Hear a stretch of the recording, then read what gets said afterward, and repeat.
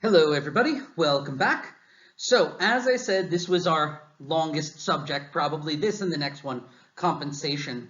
And so this is our third video talking about performance management and appraisal.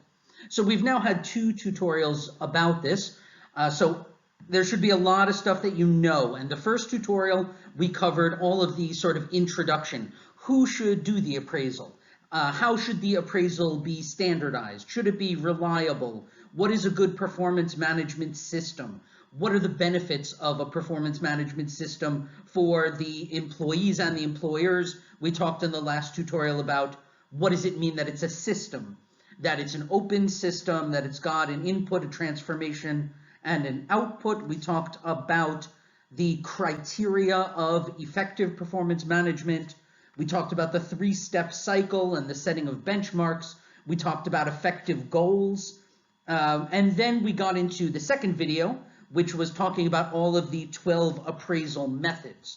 Now we finished that. And so at this point, we are talking about finally some problems that come with appraisals and some other methods of performance management besides just giving people these evaluations. So in addition to the 12 methods that we learned, of course, this can also be done on computers. So computers tend to use like traits or KSAOs, and it's just a series of questions and performance factors, and employees can track their progress. That's the benefit of using computers, is the employee can see their own appraisal on the screen, and they know what they're being appraised on. It's not a surprise. It's not like the weighted checklist where nobody knows which traits are most important. In this, everybody has a computer screen and they can see their own score, kind of like getting grades. There's also EPM, which is electronic performance monitoring. That tends to raise stress. And this is like when you know that the boss is watching your keystroke. So pretty much all computers at almost all companies have what's called a keystroke register or a keystroke log. And that means for every key you hit on the computer, it gets logged into the company's system. So if you're writing emails, and it doesn't matter if you use your own Hotmail address or your own Gmail, if you're using the work computer, then everything you type goes into this software. So if they wanted to do a keyword search for something, they could. And they could find it even if you wrote it in a personal email. It's all about if you use their computer and their internet connection. If you really want to be private, you need to write it using your own Wi-Fi or hotspot or a telephone or something like that. They can't monitor that. And so this is when the employees know that they're being watched, and that does raise stress. There are other appraisal methods that we haven't talked about particularly, things like games. And a game would be similar to a team building, where you take a group of people and you give them like an activity. For example, something like Model UN. You say, okay, guys, here's your activity. You need to plan this. I've seen it done, for example, with telling a group that they need to come up with a fake product, and then they need to create an advertisement for that product. And then they're going to do a little commercial about the product. And that's it. So they can come up with some product, you know, whatever, electric bubble gum, or, you know, like a flashlight that also can tell you the temperature, you know, of your body, or, you know, whatever, just some product. And then they think of a name for it. They think of an advertisement, a commercial. And while they're doing this, you as the manager can kind of watch them. Oh, I forgot the keyboard covering again. You as the manager can kind of watch them and see, you know, you're not really watching to see if it's a good product. I mean, who cares? It's not real. You're watching to see who takes a leadership position in this group. Do other people, are they positive? Are they negative? How are they communicating with each other? Are they having a good time? Are they smiling? Are they being angry? I mean, that's what we get from these kind of appraisal games. It could be virtual, you know, I'm talking about one that's face-to-face. Conversation days are just days where you invite people to come into HR for just a quick conversation about whatever, just to kind of get a feel for their mood and things like that. You can learn stuff. We'll do another case study in class. Next is about allocation of responsibilities. So this has to do with, as a manager, having good performance management involves both HR department, which is what we're talking about in this class, but it also does involve the managers, and HR can't do everything. So we have to decide, what are we going to give to the managers and what are we going to do ourselves? So for example, when we talked about those 12 different appraisal methods, in HR, we're the ones who design those. We make the forms, or we write these stories for the behaviorally anchored rating scale, or we create these forms. But then ultimately, it's not us who's doing the appraisal. We don't even know these employees sometimes at a big company. It's the manager who's usually doing the appraisal. So we in HR are responsible for choosing the method. We're responsible for designing the form. But then the manager is really responsible for the meeting, for the actual appraisal. They're the one who's going to meet the employee at the meeting. And so part of our job also is we have to train the managers to do this if they don't know how. If they haven't done appraisals before, it's our job to get them ready. And so we need to make sure they understand that at the meeting, there should be agreed upon goals and objectives. The manager should be very clear with the employee, we are doing an appraisal today. What we are going to do is you're going to fill out this form and I'm going to talk to you about, this thing or that thing. And you have to decide what you're doing at the appraisal meeting. You need to tell the employee if you're going to talk about areas requiring improvement. You don't want to suddenly say that. You want to talk about how, how can the improvement happen? And then goals for the next meeting. HR's job is not to tell the managers exactly what to do, but our job is to prepare this system, make sure everything happens on time, make sure everything is consistent, just like the salary increase matches the evaluations. Some other things that we do at HR or we encourage managers to do, one of them is coaching. So I mentioned before, coaching is sort of a day-to-day interaction where it has a lot to do with asking questions.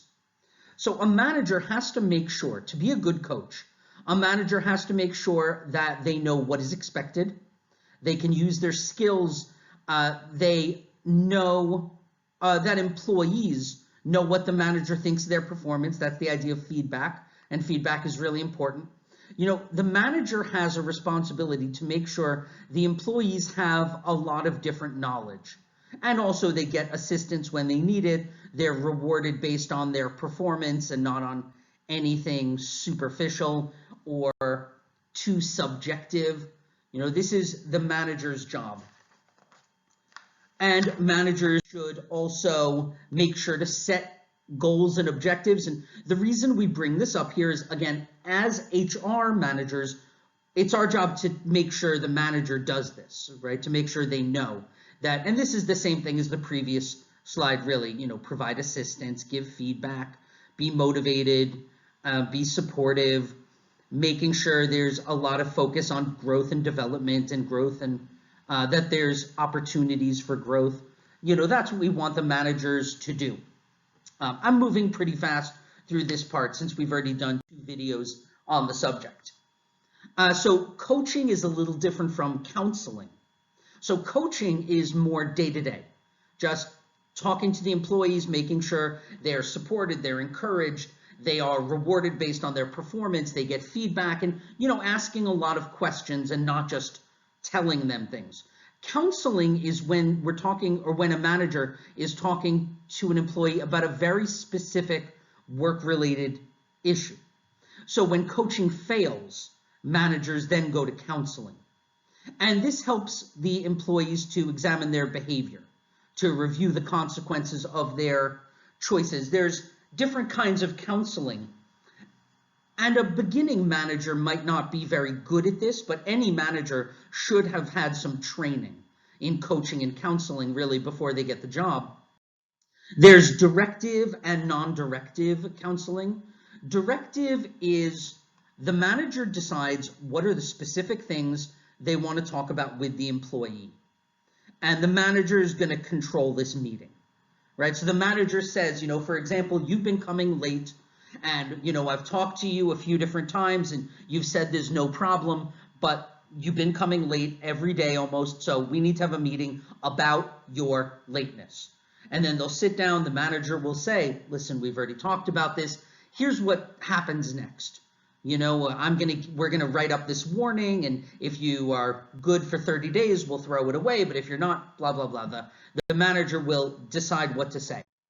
In non-directive counseling, it's much more about the employee. So for example, the manager would say, listen, you've been in a bad mood, or you've been coming late. Tell me what's going on. Like you just have to be open and tell me what's going on, or else this isn't going to work out. So generally, the manager starts by presenting the facts. You've been late every day for this whole week, and it's a problem. And then you have this discussion with the employee. Please tell me what's going on. And together, we're going to try to solve the problem. And again, this is counseling. It's about a specific problem. It's not just, hey, are you motivated? Are you supported? You did a good job on this. Here's where I think you could have improvement. A little discussion we'll do in class. Forms. So as I said, in HR, we are the ones who create the forms. And generally, we have three purposes when we're creating these. It could be appraisal forms. It could be feedback forms. There's a lot of different forms we might make. So one purpose is to look at their performance from the last review to now, right? We want to look at what were the goals and objectives and look at their performance. Two, we want to talk about what needs improvement and how they could improve. And three, new goals, right? New KPIs. So talk about their performance from past review to now, talk about their goals and objectives, talk about their areas that need improvement, and it's important that we discuss how to do it. It's not just saying you need to work harder. That doesn't mean anything. We need to talk about how, and then planning new goals for our next meeting. There are other forms we might have. We might in HR be making forms about promotions or transfers or demotions, which is the opposite of a promotion, terminations, disciplinary matters, training needs, and allowing employees to write comments about their evaluation. We're going to make a variety of forms in HR. And there are some mistakes.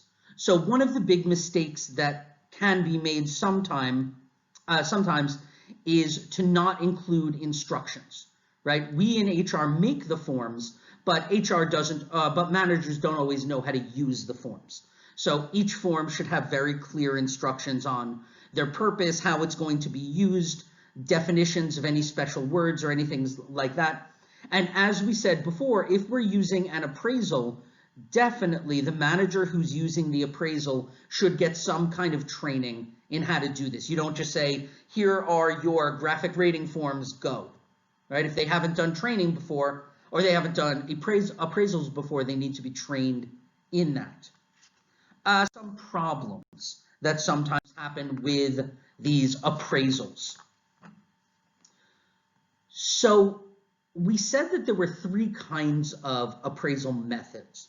There was quantitative, which involved numbers, qualitative, which involved opinions, and ranking, which involved putting people in an order. And one of the problems is that most HR managers focus a little too much on numbers, because numbers are easy to write and they're easy to understand. And we talked about this last class, the middle of the road bias, that many managers give everybody a grade in the middle. And therefore, it's important when numbers are given that you ask for supporting statements, that you tell the manager, in addition to giving a number, maybe you need to write a sentence or two about this employee's strengths and weaknesses. If you don't do that, you get this tendency for managers to just circle, four out of 7 or 6 out of 10, or just kind of, go in the middle, a little above average. Just because we made good forms in HR doesn't mean the managers are going to apply them well. Appraisers, this is another problem too. Appraisers may complete the forms and then not discuss them with the employees. So it is important for the employee to sign so that the manager sits down with the employee and says, okay, this is an appraisal.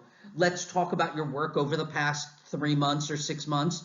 And the manager may circle different things, but this shouldn't really be a secret. And that's kind of an old idea in HR. It was an old idea that employees shouldn't really know their score, right? That this is something the managers do and they know. But then, how does that help the employee, right? If the employee doesn't have a chance to understand the objectives, then this is useless.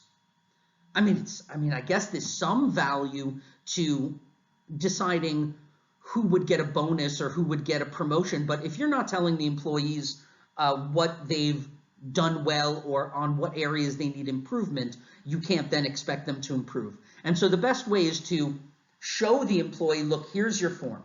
Your manager signed, 776577, and here's why, and let's talk about this, and then you sign your name that you've seen that and you approve. Now, another problem would be that the manager discusses the form, but then doesn't write it during the meeting. So they say to the employee, okay, here's, the evaluation form. And so I think when it comes to communication, you've done very well in the last 6 months. When it comes to customer satisfaction, you've done very well, but then the manager isn't actually writing anything now. And then after the employee leaves, the manager then circles numbers and the employee doesn't really know what was written. Sometimes the manager will fill out the form, give it to the employee and just say, please sign your name, but there was no meeting to discuss it. That could be a problem too. And then a fourth problem is when the manager changes the form after the meeting, right? So they have this form, then they meet with the employee, they explain it, the employee signs their name, and then the manager erases something and changes the number. These are problems that we sometimes get with the evaluation forms. We want to make sure that this process is seen by the employees as a very fair process. This idea of being accurate, being honest, making sure the employees understand what is good, what is satisfactory, what does needs improvement means, making sure the employees know what score they got, and we're able to look at it and we're able to ask questions about it, that it's very clear to the employees what are their goals and objectives and how are they being judged. All of these things are really important to make sure that this evaluation process is valuable and works very well. Other problems. So we talked about this central tendency or the middle tendency, which is where managers tend to give everybody just above average. So out of 10, everybody gets a 7 or 8, but nobody's getting a 9 and nobody's getting a 4. Everybody's getting 7 or 8, and that's not very helpful. We call that the middle tendency or the central tendency. Another one is the halo effect. That can be a problem. So a halo is like a circle of light that an angel has.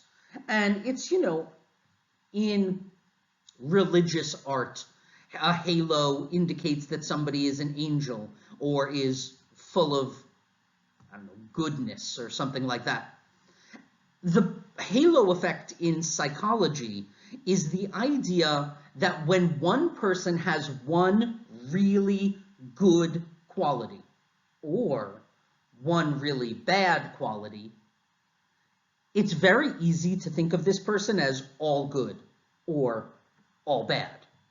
So let's say that you have a friend and your friend is quite smart and funny and nice and friendly and generous, lots of good qualities, but this person doesn't shower and they smell bad. There's a tendency for people to think like, oh God, this person again. They just, I can't stand them. their personality is just terrible. When it's like, actually, that's not true. There's a lot of great things about them, but this one big thing is making them seem completely undesirable.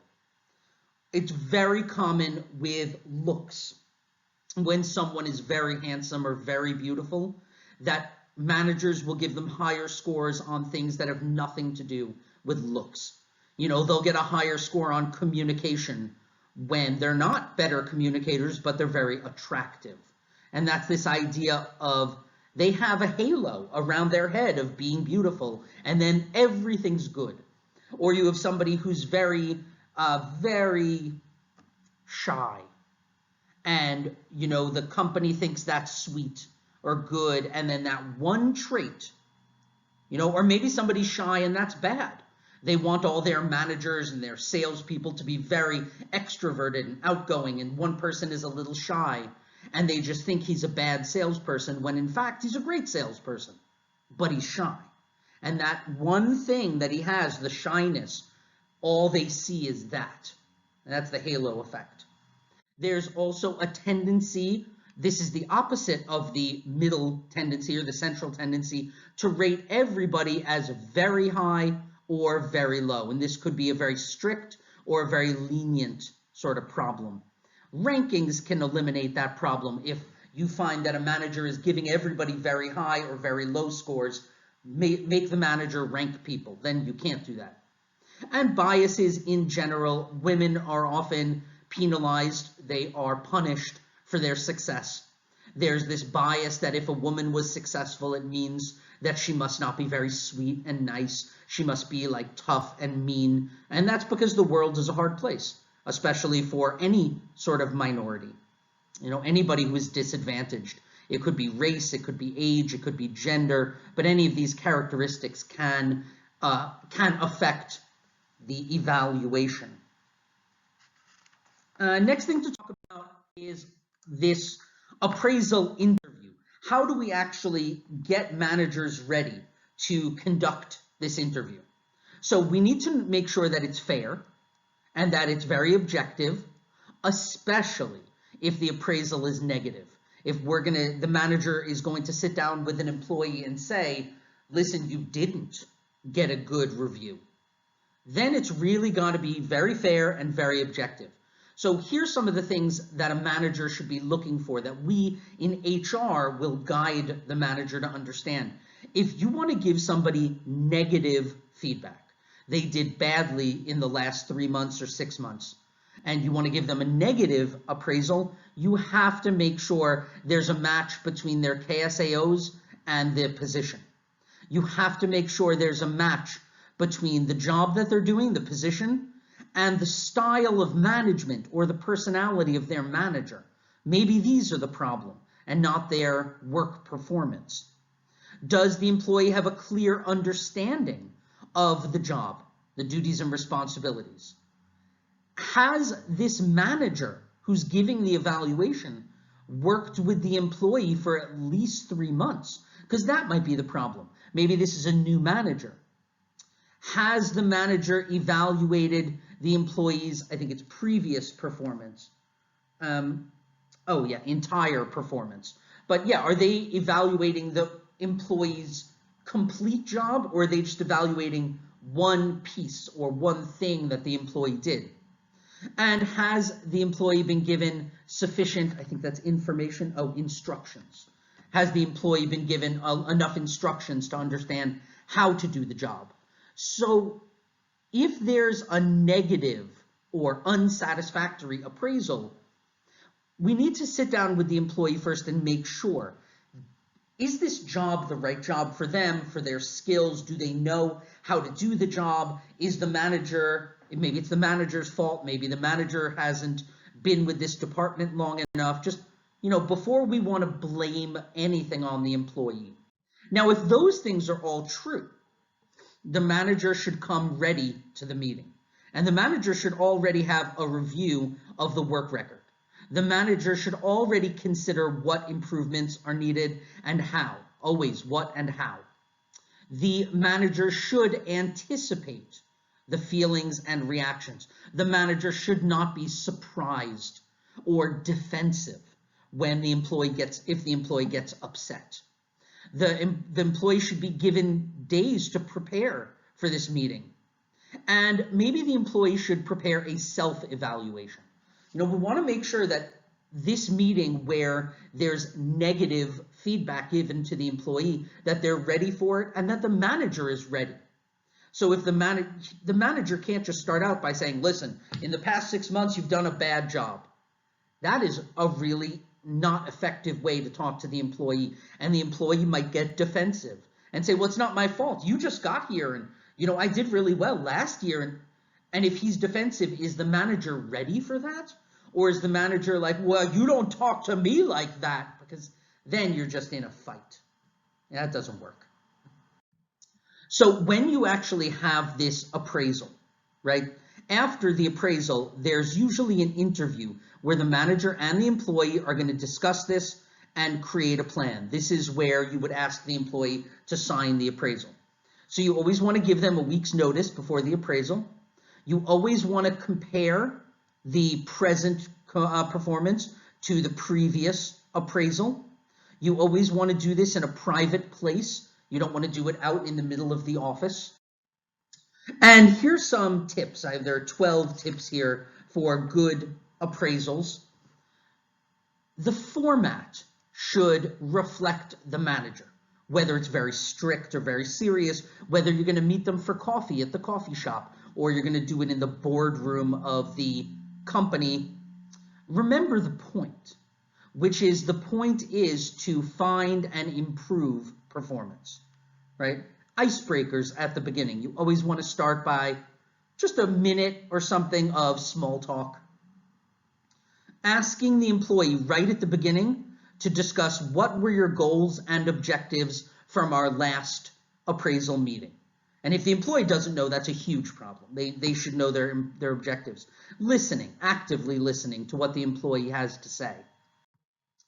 Observing the employee's body language. Using work data, not saying you did a bad job, but saying your sales went down by 32%. That's data. That's a fact. Or your customer satisfaction went up by 15%. That's data. The customers like you is not data, right? Be specific, use data, use numbers, create action plans, talk about how to improve things, make sure everything's fair. As I said, be prepared for the employee to be very defensive. If they get accused of poor performance, they might deny it. Don't get personal. Be honest and clear. Don't tiptoe. And give the employee an opportunity to ask any questions they have. If the person is very defensive, how do you deal with that as a manager? Well, you recognize that this is normal behavior. You never attack someone's defenses, and you just usually postpone. You'd say, listen, I understand you're upset. I understand why you're upset. Let's take 2 days and let's meet on Wednesday afternoon to discuss this again. And just take a little time to talk about it.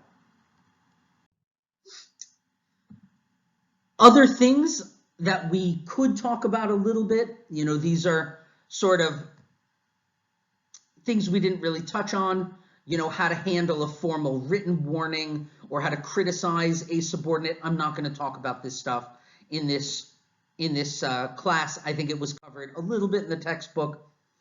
These are some of the problems, some additional problems. We talked about some of them, like being defensive, not using data, comparing the employee to someone else or to yourself, discussing personality instead of discussing work, focusing on the past, focusing on the past deficiencies, focusing on their weaknesses, interrupting the employee, talking down to the employee. These are all kinds of problems that a lot of managers have.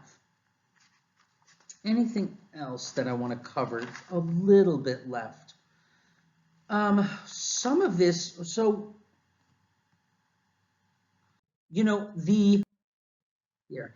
How would you take a performance management approach to appraisal? And then I think this will be, there's 2 things left.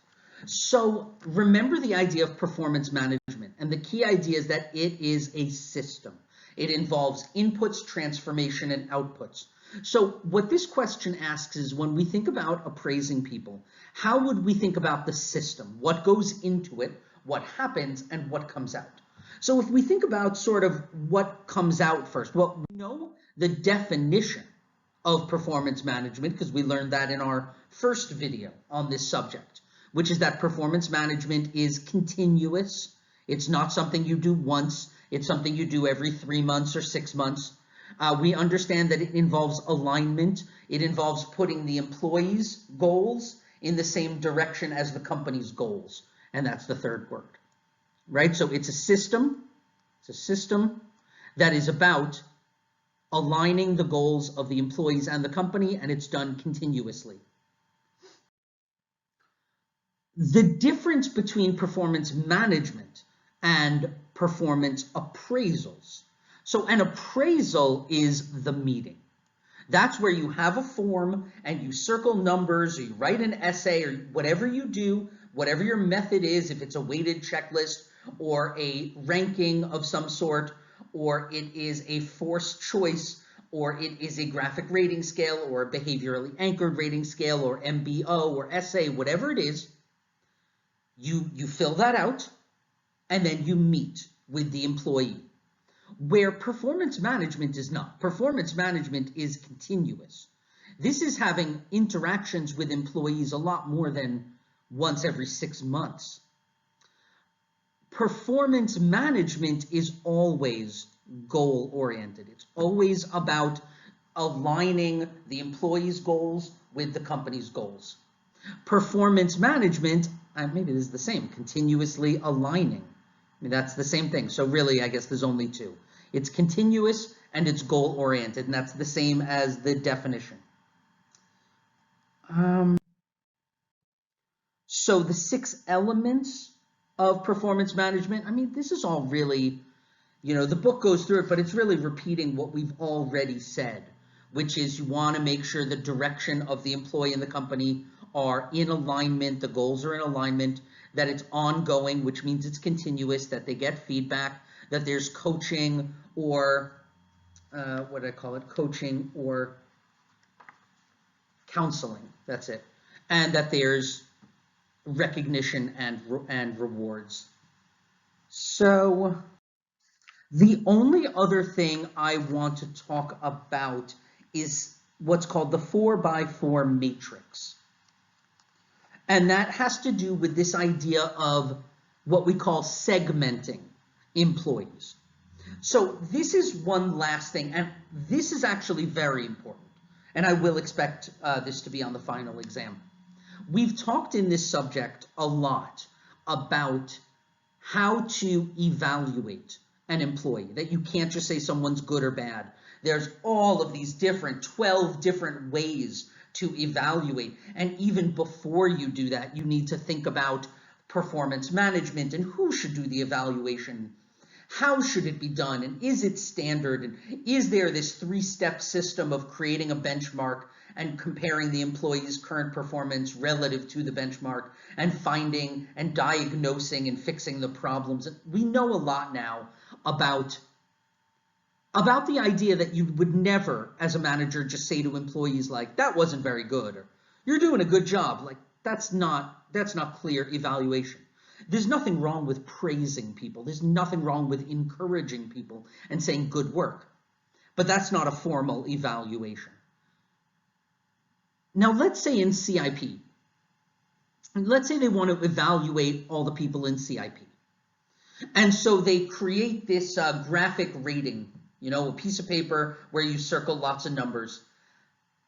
And I get a score of 75 out of 100. Great, it's okay.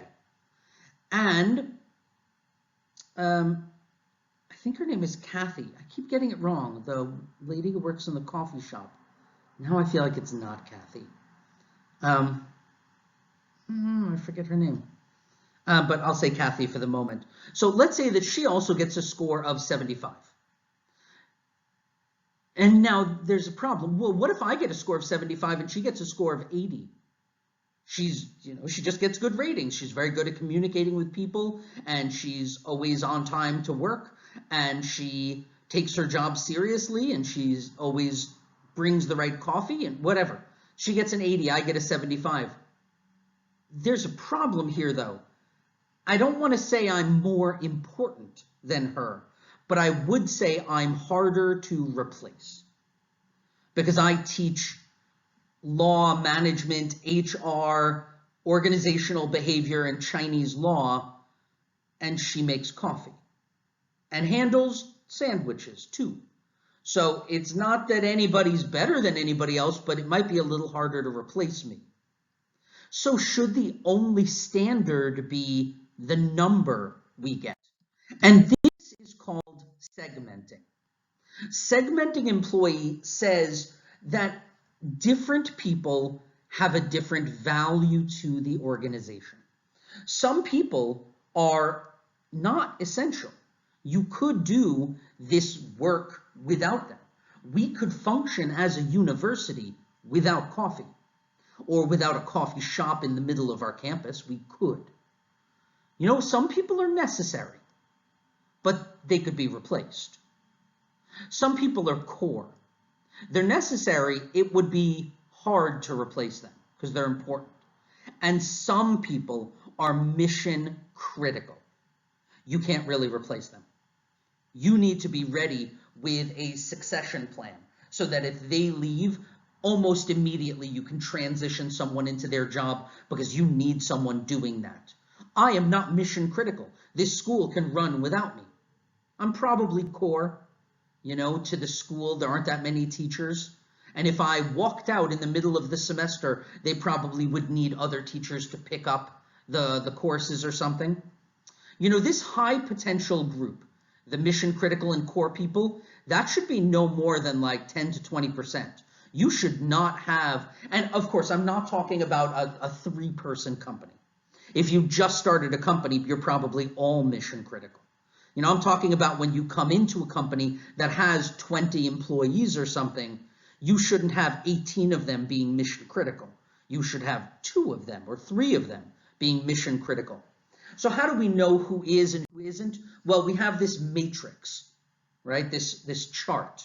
So we know based on the score, let's say I got, I got a 75 and I am a core person, and somebody else, I know it's not Kathy, Cindy? No.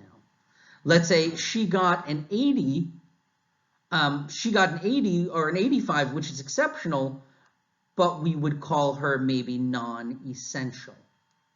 And there's no value judgment here. I'm not trying to say one is better than the other. It's just how hard it is to replace someone. And so we want to pay attention not just to the score level that people got, but also to the value level to the organization. So everything we've done so far in this subject was about getting the score, whether it's a number or a rank or something more qualitative. Everything we've talked about so far was about getting this part. And then the last thing we talk about today is really adding on the value to the organization so that it's not just all based on numbers. Okay, and that is all we're going to say in this subject. That's already close to a full lecture. And so our next one, we're done with this subject now. The next one will be compensation. Okay, thanks.